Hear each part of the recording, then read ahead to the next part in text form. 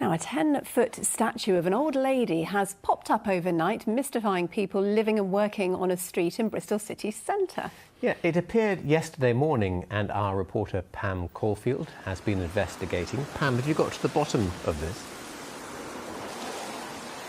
Well, just about. Say hello to Ruth. Now, she appeared here on Monday morning, much to the surprise of people showing up for work in this busy part of Bristol. So she must have been snuck here overnight. But by who? And why did they do it? Well, we know she's called Ruth because it says it at the back of the statue. And she's got other distinguishing features. She's holding a handbag. She's also holding a hammer in her right hand. And at the base of the statue, it says OAP with the anarchy sign over the A. Now, she stands here on Victoria Street outside the offices of the charity Age UK. But what does she stand for? They're not sure.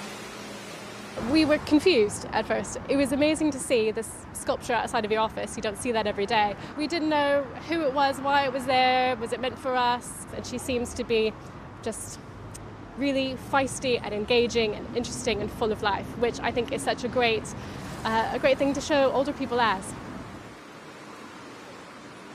And it's not the first time such a statue has shown up here in Bristol. This one popped up outside the BRI in February.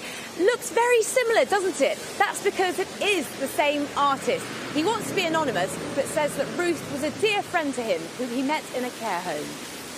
She was a life force. She was a person who, even though she was in her 90s, had more spark to her than most people ever have.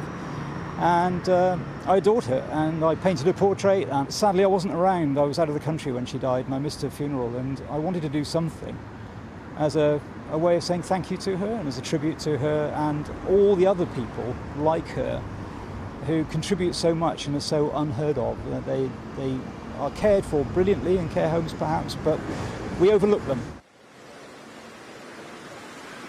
Ruth was also in the RAF, one of the few trained in electronics in World War II. Now, since her death 4 years ago, her statue has toured the country. But the artist says this is her final stop and the council will take her away. But that might not be the end of the story, because there are two feisty ladies working here at Age UK and they want to keep her, and they're going to fight the council to do that.